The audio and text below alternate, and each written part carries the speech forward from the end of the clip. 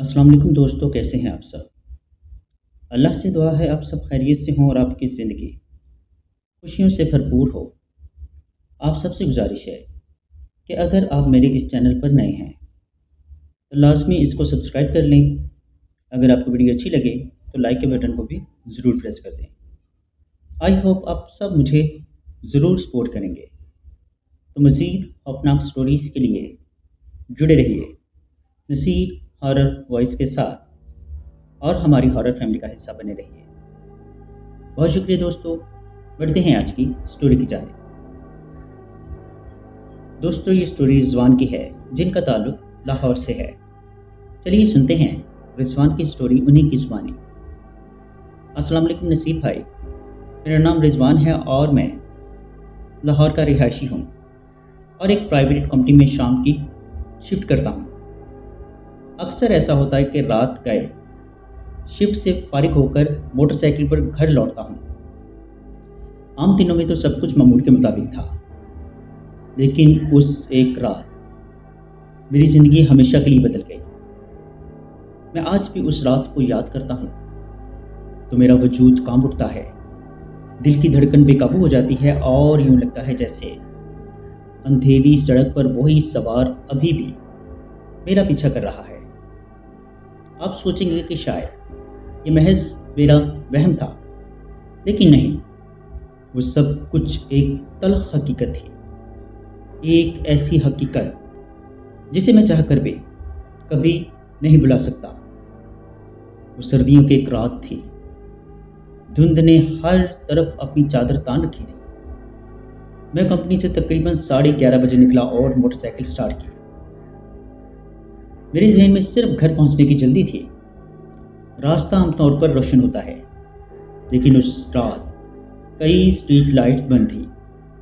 बंद रोड से होते हुए मैं एक सुनसान सड़क पर मुड़ा। सड़क बिल्कुल खाली और वीरान थी। बस दूर से कहीं से कुत्ते के भौंकने की आवाज़ें गूंज रही थी। हवा में एक अजीब सा बोझलपन था, जैसे सांस लेना मुश्किल हो गया हो। मैंने खुद को तसल्ली दी कि शायद ये मेरा वहम होगा। हेलमेट के शीशे पर बारीक बूंदें जम रही थी। मैंने रफ्तार तेज की ताकि जल्दी से आबादी तक पहुंच जाऊं, लेकिन जैसे ही मैं एक मोड़ पर पहुंचा, मेरे जिस्म में एक सर्द लहर दौड़ गई। सामने दूर अंधेरे में मुझे एक हल्की सी रोशनी नजर आई। पहले पहल मुझे लगा जैसे किसी और मोटरसाइकिल की हेडलाइट है, लेकिन अजीब बात यह थी कि रोशनी एक ही जगह पर ठहरी हुई थी। मैं जितना करीब आता गया, वो रोशनी और नुमाया होती गई। दिल में अजीब सा खौफ सर उठाने लगा। जब मैं बिल्कुल करीब पहुंचा तो मेरा हल्क खुश्क हो गया। वहां एक मोटरसाइकिल खड़ी थी, पुरानी सी, और इस पर एक आदमी बैठा हुआ था। उस आदमी के चेहरे पर हेलमेट था, लेकिन हेलमेट पर कोई शीशा नहीं था। अंधेरे में उसका चेहरा बिल्कुल स्याह दिखाई दे रहा था, जैसे वहां कुछ है ही नहीं। मैंने घबराकर रफ्तार कम की और सोचा कि सलाम दुआ करके आगे निकल जाऊंगा, लेकिन जैसे ही मैं उसके करीब पहुंचा, उस आदमी ने अचानक अपनी मोटरसाइकिल स्टार्ट की और मेरे बराबर आ गया। मोटरसाइकिल का इंजन तो चल रहा था, मगर उसमें कोई आवाज न थी, जैसे किसी ने आवाज को मुकम्मल तौर पर खामोश कर दिया। उस वक्त मुझे लगा जैसे मैं ख्वाब देख रहा हूं, लेकिन यह ख्वाब नहीं था। मैंने डरते डरते उसकी तरफ देखा। उसका वजूद बिल्कुल जामिद था। ना हाथ हिल रहे थे, न जिस्म में कोई हरकत। बस मोटरसाइकिल मेरे साथ साथ चल रही थी। मेरी रफ्तार बढ़ती तो वो भी बढ़ा लेता, मैं कम करता तो वो भी कम कर लेता, लेकिन उसके मुंह से कोई लफ्ज नहीं निकल रहा था। मेरे माथे पर पसीना आने लगा, हालांकि रात की सर्दी हड्डियों में उतर रही थी। मैंने दिल ही दिल में सूरह फातिहा पढ़ना शुरू कर दी। अचानक उस सवार ने सर मेरी तरफ मुड़ा। मेरा दिल हल्क में आ गया। उसका चेहरा हेलमेट के अंदर बिल्कुल खाली था। कोई आंख, नाक या होंठ नहीं, बस एक स्याह फला। उसी लम्हे मेरी मोटरसाइकिल का इंजन बंद हो गया। मैंने जितनी बार किक मारी वो स्टार्ट ही नहीं हुई। अंधेरी सड़क के बीचों बीच मैं अकेला खड़ा था और वो खामोश सवार बिल्कुल मेरे सामने। उसने आहिस्ता आहिस्ता अपनी बाइक आगे बढ़ाई। यूं लग रहा था जैसे मेरे गिर चक्कर लगा रहा। मेरी टांगें कांप रही थी, हाथ बेकाबू थे। मैंने अल्लाह का नाम लेकर फिर से किक मारी। इस बार इंजन चल पड़ा और मैंने पूरी ताकत से एक्सीलेटर दबाया और आगे निकल गया। मैंने पीछे मुड़कर देखने की हिम्मत नहीं की, लेकिन दिल कह रहा था वो सवार मेरे पीछे है। इंजन की कोई आवाज़ न थी, मगर हवा में एक दबाव सा महसूस हो रहा था, जैसे कोई मेरा पीछा कर रहा हो। मैंने पूरी रफ्तार से मोटरसाइकिल दौड़ाई। सड़क सुनसान थी, दाएं बाएं बस खेत और झाड़ियां। मगर मैं जितना आगे बढ़ता, दिल पर बोझ और बढ़ने लगता। बिलाखिर मैंने हिम्मत करके एक नज़र बैक व्यू मिरर में डाली। मेरा खून खुश्क हो गया। वो सवार बिल्कुल मेरे पीछे था। उसकी हेडलाइट की रोशनी सीधी मेरी आंखों में पड़ रही थी, लेकिन इंजन की कोई आवाज़ न थी। रास्ते में एक मोड़ था जहां हमेशा हल्की रोशनी रहती थी, लेकिन उस रात वहां इतनी घनी धुंध थी कि हाथ को हाथ सुझाई नहीं दे रहा था। मैंने दिल पर पत्थर रखकर उस तरफ धुंध में मोटरसाइकिल डाल दी। चंद लम्हे यूं लगा जैसे मैं खला में मौलिक हूं। चारों तरफ सफेद धुंध, ऊपर नीचे कुछ नजर नहीं आ रहा था। अचानक एक कान फाड़ देने वाली हंसी गूंजी। वो सवार धुंध के अंदर से मेरे बिल्कुल करीब आ गया। उसकी हंसी इंसानी नहीं थी। वो आवाज किसी गहरे गार से आती हुई लग रही थी, भारी, खाली और खौफनाक। मेरी आंखों के सामने अंधेरा छाने लगा। मैंने पूरी कुव्वत से मोटरसाइकिल को धुंध से बाहर निकाला। जब मैं धुंध से निकला तो सांस फूल रही थी। दिल ऐसे धड़क रहा था जैसे अभी बाहर आ जाएगा। मैंने चारों तरफ देखा, लेकिन वो सवार नजर नहीं आ रहा था। मैंने सुकून का सांस लिया, लेकिन ये सुकून सिर्फ चंद लम्हों का था। अचानक मेरी मोटरसाइकिल की रफ्तार खुद ब खुद कम होने लगी। मैंने एक्सीलेटर घुमाया, मगर कोई फायदा नहीं हुआ। और फिर वही हेडलाइट दोबारा मेरे सामने नमूदार हुई। इस बार वो सवार सड़क के बीचों बीच खड़ा था। मैं ब्रेक लगाने की कोशिश करता, लेकिन बाइक खुद ब खुद उसकी तरफ बढ़ती गई। जब मेरी मोटरसाइकिल उस सवार की तरफ बढ़ने लगी, मेरे दिल ने जवाब दे दिया। मेरी आंखों के सामने तारीकी छा गई, मगर फिर भी मुझे यूं लग रहा था जैसे कोई ताकत मुझे जमीन पर गिरने से बचा रही हो। मोटरसाइकिल अचानक रुक गई। मैंने डरते डरते आंखें खोली तो देखा वो सवार मेरे सामने खड़ा था। उसका खाली चेहरा इतना करीब था कि मेरा सांस रुकने लगा। अचानक उसने अपना हेलमेट उतारा। मेरा वजूद कांप उठा। अंदर कोई चेहरा नहीं था, सिर्फ खाली धुआं जो किसी स्याह शोले की तरह हिल रहा था।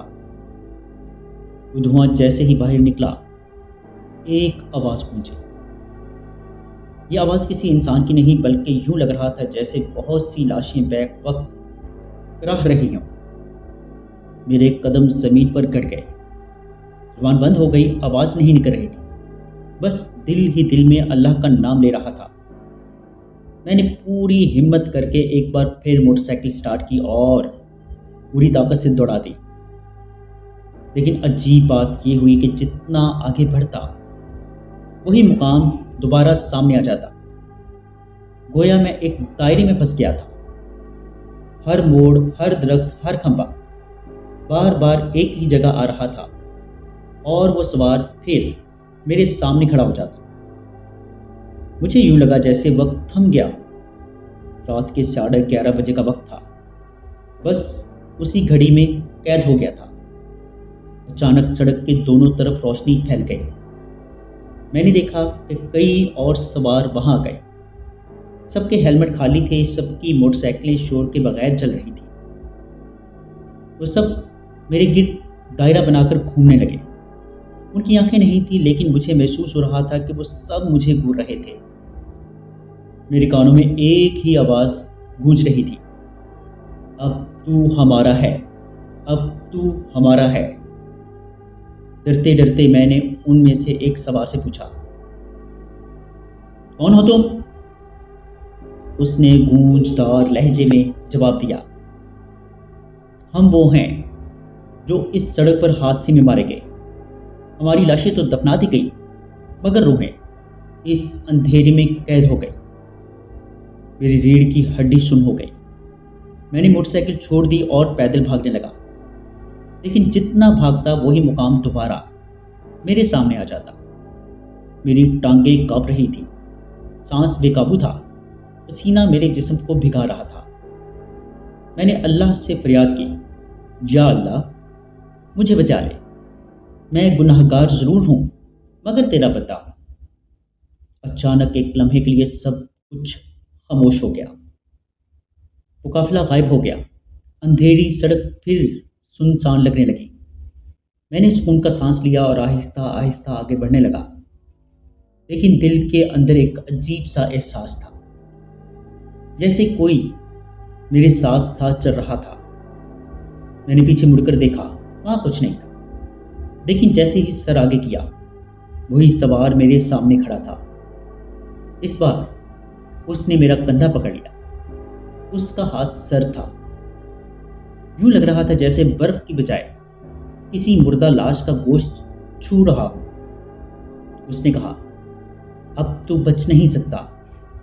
मैंने सारी हिम्मत जमा की और जोर से कलमा पढ़ने लगा। जितना जोर से पढ़ता, इतना ही वो सवार पीछे हटता। अचानक पूरी सड़क लरजने लगी। धुंध में से दरख्त हिलने लगे। काफले के बाकी सवार फिर रुमुदार हो गए। वो सब मेरे गिर्द जमा हो गए। मैं बुलंद आवाज में आजाद देने लगा। ये सुनकर उन सबके वजूद टूटने लगे, धुएं की तरह बिखरने लगे, लेकिन वही पहला सवार अब भी मजबूती से खड़ा था। वो सवार जोर से चीखा और धुंध में गायब हो गया। अचानक मुझे लगा जैसे कोई बोझ मेरे सर से उतर गया हो। मेरी मोटरसाइकिल खुद ब खुद स्टार्ट हो गई। मैंने एक्सीलेटर घुमाया और पूरी रफ्तार से आगे बढ़ा। इस बार रास्ता सीधा था। कुछ ही देर बाद आबादी तक पहुंच गया मैं। वहां रोशनी थी, लोग थे। मेरा दिल धड़क रहा था, लेकिन मैंने शुक्र अदा किया कि मैं बच गया।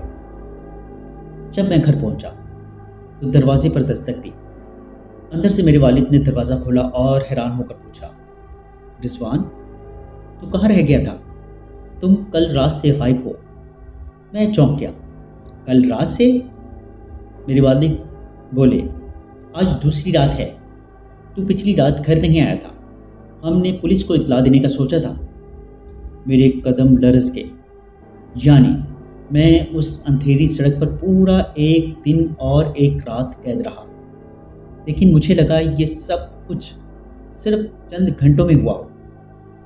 आज भी जब मैं उस सड़क का नाम सुनता हूँ, मेरा वजूद कांप उठता है। मैंने उस दिन के बाद कभी रात को अकेले सफ़र नहीं किया, लेकिन अक्सर ख्वाब में वही सवार आता है। उसका खाली चेहरा, उसकी आवाज़, मोटरसाइकिल और वही सरगोशी। अभी हमारा हिसाब बाकी है। शायद वो काफिला अब भी मेरा इंतज़ार कर रहा है। शायद मेरा सफ़र अभी ख़त्म नहीं हुआ। जी दोस्तों, कैसी लगी आपको स्टोरी? कमेंट बॉक्स में अपनी राय का इजहार ज़रूर कीजिएगा। अगर आप यहाँ आपके किसी जानने वाले के साथ कोई ऐसा खौफनाक या नाकाबिले फरामोश वाक़या पेश आया और आप उसे हमारे साथ शेयर करना चाहते हो, तो नीचे डिस्क्रिप्शन में मौजूद मेरे व्हाट्सएप नंबर पर हमारे साथ शेयर कर सकते हैं। अपना और अपने घर वालों का बहुत सा ख्याल रखिएगा। मुझे और मेरे घर वालों को अपनी खुसूसी दुआओं में याद रखिएगा। अल्लाह ने चाहा तो मिलते हैं किसी और खौफनाक स्टोरी में। तब तक के लिए अल्लाह हाफिज़।